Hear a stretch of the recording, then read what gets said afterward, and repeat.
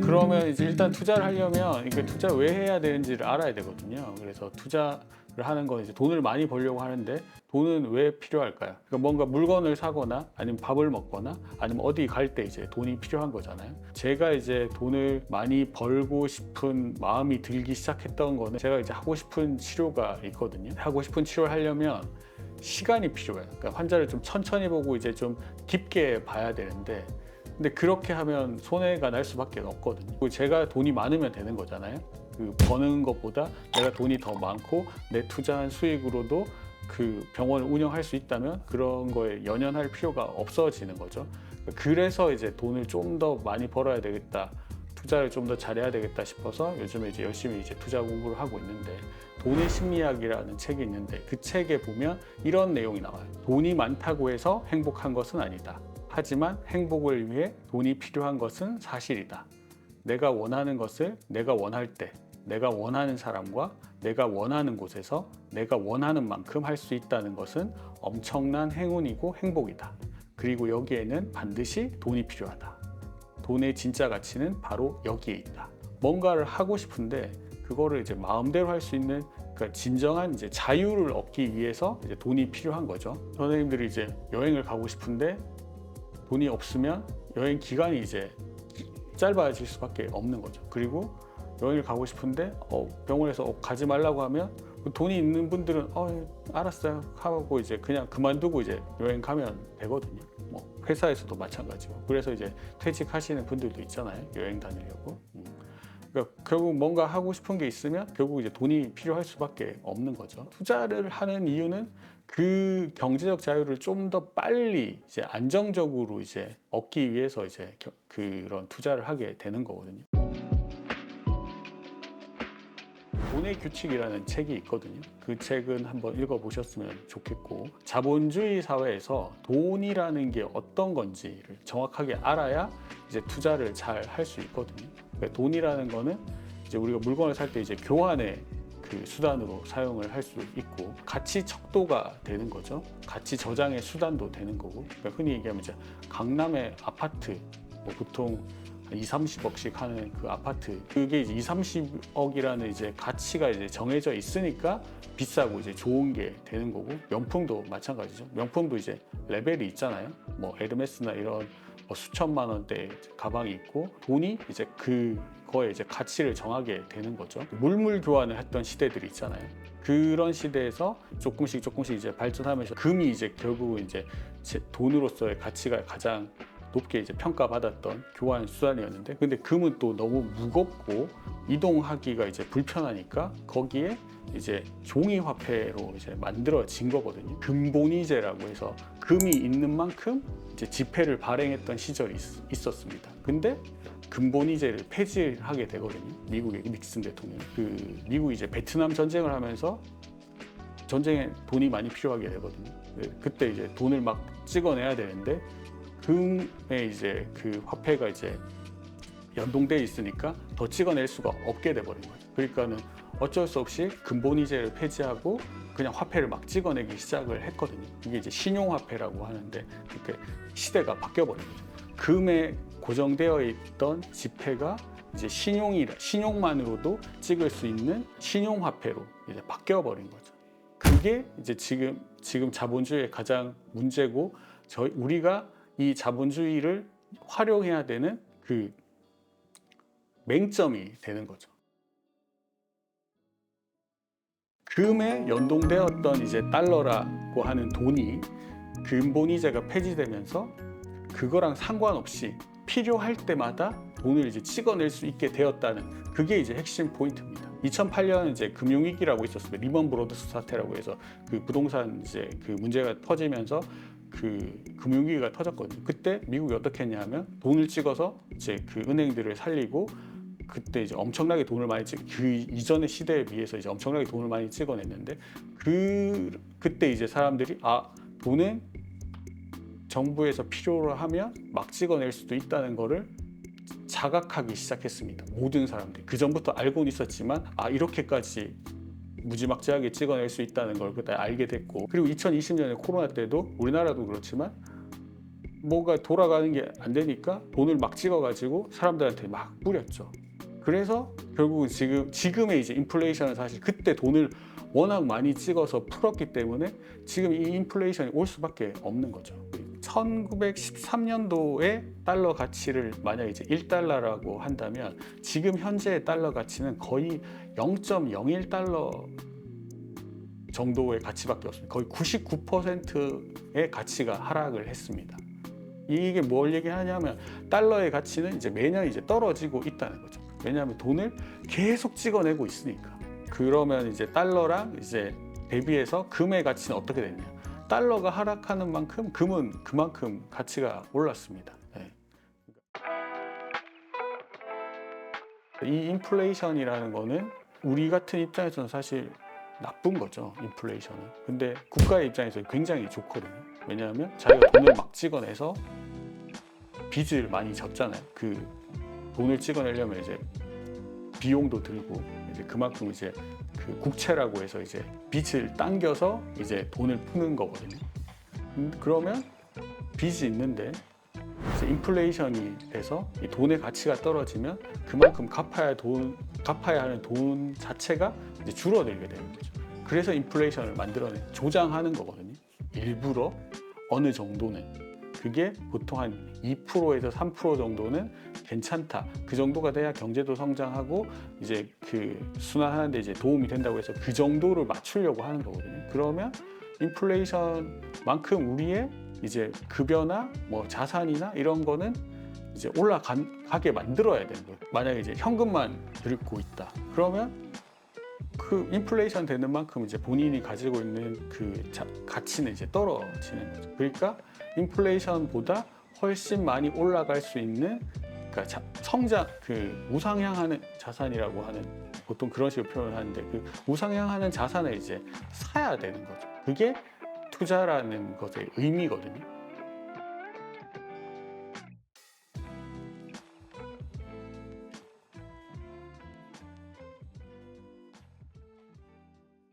그 그래프 이렇게 보시면 2008년에 통화량이 이제 급증하는 거를 볼 수 있습니다. 2008년. 그리고 그 2020년 코로나 때 보시면 어마어마하게 이제 돈을 풉니다. 이제껏 풀었던 돈은 이제 거의 뭐 그거에 한 몇 배죠? 한 적어도 3배? 3배 정도 푼 것 같습니다. 네, 3배 정도 풀었거든요. 그러니까 당연히 이제 그때 이렇게 무지막지하게 이제 정부의 필요에 의해 정치적 목적에 의해 이렇게 이제 돈을 찍어내는 것에 문제를 제기를 하면서 나왔던 게 이제 비트코인이거든요. 그러면 한번 볼게요. 10년 전과 비교했을 때 현재 가치를 보면 현금 만약 이제 1억을 저축하지 않고 그냥 들고 있었다. 금고에. 그러면 지금도 1억이겠죠. 그리고 만약에 이제 애플 주식을 1억 원을 주고 10년 전에 샀어요. 그러면 지금 얼마가 돼 있냐면 7.47억 정도가 되어 있습니다. 그리고 엔비디아 주식을 1억을 주고 샀어요. 그럼 지금 얼마가 돼 있냐면 225억이 돼 있어요. 그리고 비트코인을 샀어요. 1억을 10년 전에. 그러면 비트코인은 316억이 되어 있습니다. 삼성전자 주식을 샀어요. 삼성전자 주식은 2.89억이 되어 있습니다. 금을 샀어요. 금은 2.1억. 아파트를 샀어요. 분당에. 그게 한 10억쯤 됐어요. 그러면 선생님 10년 전에 그러면 선생님은 뭘 샀어야 됐을까요? 그러니까 비트코인이나 엔비디아 같은 이제 성장주를 사야 되는 거죠. 근데 성장주는 사실 이 엔비디아가 이렇게 될 줄은 사실 예측하기 어렵죠. 비트코인도 사실 예측하기는 어렵지만 향후에 어떻게 될지는 조금 이제 그런 것들을 좀 생각하면서 이제 투자를 하면 이제 좋은 건데 사실 어렵습니다. 이 한 종목을 이렇게 선택해서 집중 투자를 하는 거는 사실상 어렵습니다. 그러면 어떻게 해야 되냐? 다 해야죠. 부동산도 사고 주식도 하고 금도 사고 비트코인도 사고 다 사야 해요. 그게 이제 흔히 얘기하는 자산 배분 투자다. 조금씩 나눠서 사면 이제 리스크도 좀 줄이고 이제 그 수익률은 그래도 좀 그거를 4개를 합한 정도까지는 되니까 이제 남들보다는 좀 뛰어난 성적을 낼 수 있다. 그게 이제 흔히 얘기하는 이제 자산 배분 투자라고 하는 거거든요. 그래서 저도 다 하고 있습니다. 부동산, 주식, 금, 비트코인 4가지에 다 하고 있습니다. 그러면 이제 중요한 이제 자산 배분을 하는데 그리고 이제 투자를 하는데 기본적인 원칙이 있어야 됩니다. 이게 사실상 제일 중요한 건데 현금은 이제 쓰레기이기 때문에 가치가 점점 떨어지는 현금을 앞에서 말씀드렸지 가치가 점점 올라가는 자산을 사야 됩니다. 자산. 그리고 요거 좀 사람들이 이제 나쁘게 얘기하면 비투라고 하는 거고 좋게 얘기하면 이제 레버리지를 활용을 해서 투자를 하라는 겁니다. 그 부동산을 사람들이 이제 많이 하고 부동산으로 돈을 빨리 모을 수 있는 이유가 이 레버리지라고 하는 이제 그 대출을 활용을 해서 투자를 하기 때문에 수익률이 높고 그리고 이제 큰 자산을 빨리 만들어낼 수 있는 거거든요. 그거를 단순히 부동산에만 하는 것이 아니라 주식이나 이제 금이나 뭐 암호화폐나 이런 거에도 활용할 수 있습니다. 안전하게만 한다면. 대부분의 부동산 투자자들은 보통 한 레버리지를 한 80% 정도 당깁니다. 그래서 지금같이 좀 갑자기 장이 안 좋아지거나 하면 이제 위험성이 굉장히 높아지는 거죠. 제가 생각하는 가장 안전한 담보 비율은 30% 정도의 부채를 활용하는 거를 저는 이제 권장을 하는데 사람마다 다 다르거든요. 본인이 위험성이나 이런 걸 감당하고 싶지 않으면 굳이 레버리지를 활용하실 필요는 없지만 그래도 좀 더 빠르게 이제 그 자산을 성장시키고 싶으면 그 투자를 해서 성공을 하고 싶다면 그 레버리지를 활용할 수 있는 방법들을 조금 고민을 해보는 게 그리고 그 레버리지의 비율을 높게 이제 유지를 하는 게 좀 빠르게 성장할 수 있는 방법입니다. 그러면 이 레버리지를 활용해서 투자를 할 때 제일 중요한 거는 내가 버틸 수 있는 시간을 벌어야 되거든요. 왜냐하면 갑자기 확 떨어져서 문제가 생기는 경우가 생깁니다. 특히 부동산 같은 경우는 더 그렇고 주식도 갑자기 떨어져서 이게 회복될 때까지 나는 이제 돈을 이렇게 써야 되는 상황이 생길 수도 있잖아요. 그러면 이제 문제가 될 수도 있기 때문에 장기 투자할 수 있는 여유 자금을 가지고 투자를 하라. 그리고 이제 레버리지를 쓰더라도 그 리스크를 최소화할 수 있는 비율을 정해야 되고 그리고 위험한 시기 그리고 이제 안 좋은 시기를 버틸 수 있는 현금은 쓰레기이긴 하지만 이제 어느 정도 현금은 가지고 있어야 됩니다. 보통 한 3에서 6개월 정도의 생활비는 현금으로 가지고 있으라고 하거든요. 언제 무슨 상황이 생길지 아무도 모르잖아요. 그래서 저도 3개월 정도의 현금을 가지고 있고 나머지는 다 투자를 하고 있습니다. 수익금이라고 하는 거는 수익률 곱하기 이제 투자금이거든요. 그게 이제 수익금이 되는 거죠. 그러면 수익을 늘리기 위해서는 결국은 수익률을 올리거나 아니면 투자금을 이제 늘려야 되는 거죠. 수익률을 올리는 건 굉장히 어렵습니다. 수익률을 올리는 건 되게 어렵고 운의 영역이 조금 있습니다. 운이 좀 좋아야 타이밍이 이제 잘 맞아야 이제 수익률을 이제 극대화할 수 있는 거죠. 그렇지만 투자금을 늘리는 거는 본인이 노력할 수 있는 부분이 여지가 굉장히 크거든요. 아껴 쓴다. 그리고 열심히 일해서 돈을 더 많이 번다. 그리고 뭐 여러 가지 방법들이 있겠죠. 그러니까 투자금을 늘리는 건 본인의 노력으로 할 수 있는 부분이거든요. 그리고 추가적으로 대출을 활용하는 거, 레버리지를 활용하는 거죠. 그러면 투자금을 조금 더 올리고 수익률이 조금 떨어져도 투자금을 올리면 수익금 자체는 커질 수 있는 거죠. 이해하셨죠? 우리가 흔히 얘기하는 자산이라고 하는 거는 자본, 지금 내가 가지고 있는 돈, 자본 플러스 부채가 자산입니다. 그러니까 자산이 중요한 거지. 뭐 자본도 중요하지만, 그러니까 부채도 잘 활용하면 이제 자산이 되는 거죠. 부채를 이제 뭐 물건을 사고, 그러니까 먹는 데 쓰고 뭐 하려고 이제 부채를 쓰잖아요. 신용카드 같은 거. 그 신용카드 부채입니다. 네, 그런 게 아니라 이 부채는 자산을 사는 데 쓰는 부채여야 하는 겁니다. 뭐 빚은 지면 안 돼. 뭐 그런 구시대적인 발상은 버리고, 이 부채, 신용과 부채를 어떻게 활용을 해서 내가 어떻게 투자금을 늘릴 건지 그거를 생각하시면 좋겠습니다. 긍정적인 방향으로. 네. 그래서 레버리지를 절대 두려워하면 안 된다. 이 옛날 사람들, 특히 이제 우리 어머니, 아버지 세대 중에 투자해서 이제 성공하신 분들 당연히 그런 거에 대해서 두려움이 별로 없으신데, 특히 우리 엄마, 아버지 같은 분들 진짜 본인 번 돈으로만 뭔가를 사고 본인 번 돈으로만 뭔가를 했던 그런 분들, 저축밖에 몰랐던 그런 분들한테서 자란 저 같은 사람은 사실 그걸 극복하는 게 굉장히 어려운 일이거든요. 그러니까 그걸 극복하는 게 사실 쉽지 않습니다. 저도 최근에 극복했습니다. 네.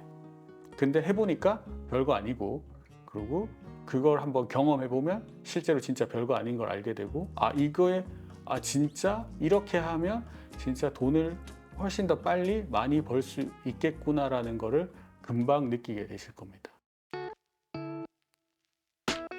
그렇지만 이 성공적인 투자에는 항상 대가가 따릅니다. 대가 없는 성공은 없습니다. 단순히 행운만으로 부자가 될 수는 없어요. 이것도 이제 그 돈의 심리학에 나오는 내용인데, 성공 투자에는 대가가 따라 붙는다. 그 비용은 달러나 센트는 아니다. 변동성, 공포, 의심, 후회, 불확실성의 형태로 지불된다. 이게 투자해보면은 다 그 뭐 유튜브나 이런 데서 다 듣는 얘기들이거든. 그리고 본인이 느끼는 감정입니다. 공포, 의심, 후회. 느껴보셨죠? 왜냐하면 올라갈 때는 와 가자 하면서 다 확신에 차 있어요. 가자. 저도 얼마 전에 그랬었어요. 근데 갑자기 거기서 훅 떨어지기 시작하면 이게 아닌가? 내가 뭔가를 잘못 판단했나? 의심하게 되고, 그리고 더 떨어지면 공포를 느끼고, 그리고 그때 그냥 팔 걸 하면서 후회를 하고, 이런 여러 가지 감정들을 느끼게 됩니다. 근데 그거를 참고 인내하고, 꼭 그래야 되는 건 아니지만, 그 투자의 방법 중에 꼭 그렇게 해야 되는 건 뭐 손절하는 방법도 있지만, 그거는 사실 또 쉽지 않은 영역이니까, 만약에 이제 그 투자를 하고 이제 그 장기적인 투자를 하고 이제 기다리겠다고 하는 그런 마인드로 만약에 이제 투자를 한다면, 그러면 그런 과정들을 극복하기 위해서는 내가 투자한 자산에 대해서 이제 공부를 많이 해서 확신이 있어야 됩니다. 확신이 있으면 그런 공포와 의심과 후회와 그런 불확실성에 대해서 이제 그냥 자연스럽게 이제 넘어갈 수 있는데, 보통은 이제 공부가 덜 돼 있고 갑자기 이제 그런 불확실성이 생겨서 이제 급락을 하게 되면 대부분 중간에 이제 손절을 하게 됩니다. 그러면 손절하는 순간 그때부터 다시 올라가기 시작하는 경우가 대부분이거든요. 그래서 본인이 이제 투자한 자산에 대해서는 꼭 공부를 열심히 하시고 결정을 하셨으면 좋겠다. 네. 그럼 이렇게 여기 이제 화면 이제 보시면, 이게 이제 엔비디아에 최근에 이제 많이 올라 상승한, 대부분 다 아시잖아요, 엔비디아. 엔비디아라고 하는 이제 주식인데 지금 현재 1,064달러 정도 하는데, 1999년 1월 2일에는 0. 몇 달러였어? 1달러도 안 됐네요. 0.41달러 정도였습니다. 네. 근데 지금 1,064달러. 처음부터 이렇게 들고 있었던 사람은 그 CEO 젠슨 황밖에 없을 거예요. 중간에 다 팔았다가 다시 샀다가 뭐 그렇게 됐겠죠. 근데 진짜 돈을 많이 버시는 분들은 이런 이제 변동성, 앞에서 말씀드렸던 이런 변동성을 이제 즐기면서 이제 떨어지면 더 많이 사고 오르면 이제 기다리고, 이런 식으로 이제 계속 그런 과정들을 몇 년간 거치면서 이제 이런 큰 수확을 얻을 수 있는 거거든요. 그냥 단순히 사고 팔아서는 사실 돈을 벌기 어렵습니다. 특히 자본이 부족한 사람들은 더 그렇습니다. 자본이 많으면 사실 트레이딩해서 샀다 팔았다 이렇게 해도 사실 벌 수 있는 방법들이 여러 가지가 많거든요. 근데 일반적으로 이제 자본이 부족한 경우에는 사고 팔아 가지고는 가능성은 거의 없다고 보시면 됩니다. 공부를 엄청 많이 하지 않는 이상. 그리고 운이 좀 많이 따라야 되고 본인의 능력도 필요합니다. 그러니까는 그런 식의 투자보다는 앞에서 말씀드렸듯 자산 배분하고 조금 이제 장기적인 관점에서 투자를 하면 좋겠다. 네. 보시면 저 때 언제야? 21년부터 22년까지 1년간 계속 떨어졌거든요. 저때 엔비디아에 대해 확신이 없으면 다 팔았죠. 64%나 떨어졌는데. 그죠? 그리고 최근에 이렇게 지금 최근에 한 5배 올랐나? 뭐 그럴걸요. 아마 5배에서 정확하게 모르겠어요. 하여튼 엄청 많이 올랐는데 그 오르는 와중에도 저렇게 급락하는 순간이 오거든요. 근데 급락하는 순간 몇 프로? 19.18% 떨어졌는데 그러면 대부분 저기서 팔고 나갑니다. 근데 지금 보면 그때보다 더 많이 올랐거든요. 그러니까 이 주식에 대한 가치를 명확하게 알고 있다면 이제 기다리는 거고, 근데 가치를 모르면 팔고 나가 버릴 수밖에 없는 거죠. 그러면 결국은 이제 그분들은 손해 보고 이제 말짱 꽝인 거죠. 그래서 투자 전에 확인 꼭 이제 이런 것들을 확인하셔야 됩니다. 스스로에게 이제 물어봐야 되는 거죠. 아, 나는 이 주식을 사서 30년을 들고 있을 건지, 10년 뒤에는 이 주식이 되겠지 하면서 10년을 보고 이제 투자를 하는 건지, 아니면 1년 뒤에 팔 건지, 아니면 조금 오르면 팔 건지, 그런 부분에 대해서 명확하게 결정을 하고 사기 전에 이 주식은 10년 볼 거야, 이 주식은 30년 볼 거야, 이 주식은 한 달만 볼 거야, 그런 거를 명확하게 이제 사고 파는 시점을 정확하게 이제 정하고, 그리고 얼마 오르면 팔겠다고 하는 그런 것도 정하고, 아니면 얼마 떨어지면 팔겠다고 하는 손절 라인도 정하고, 이렇게 해야 되는데 이런 것까지 어렵겠죠. 할 수 있겠어요? 못한다고. 대부분 못합니다. 저도 이제까지 계속 못했었고, 그래서 말씀드렸듯이 이제 올라가는 거를 다 사라, 자산 배분하고 기다려라, 이게 사실 어떻게 보면 가장 쉬우면서도 어려운 방법입니다. 그렇지만 가장 중요한 거는 아무것도 하지 않으면 아무것도 안 됩니다. 근데 뭘 실패하더라도 무언가를 하면 실패에서 이제 오는 경험이 분명히 있고, 뭘 함을 통해서 얻어지는 경험들이 분명히 있거든요. 사실 실패했을 때 가장 많이 배웁니다. 저도 손실을 엄청 많이 봤어요.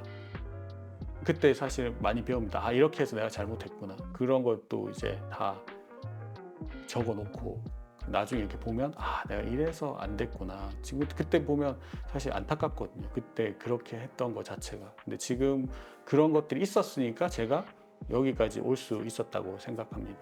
그래서 여러분한테 꼭 말씀드리고 싶은 거는 투자를 꼭 했으면 좋겠고, 특히 현금을 가지고 저축을 하고 이런 거는 진짜 바보 같은 짓이기 때문에 그렇게는 안 했으면 좋겠고, 부동산을 하든 금을 사든 비트코인을 사든 주식을 사든 뭐라도 사서 좀 그런 거에 대해서 공부를 하시고 투자를 해보셨으면 좋겠습니다. 감사합니다.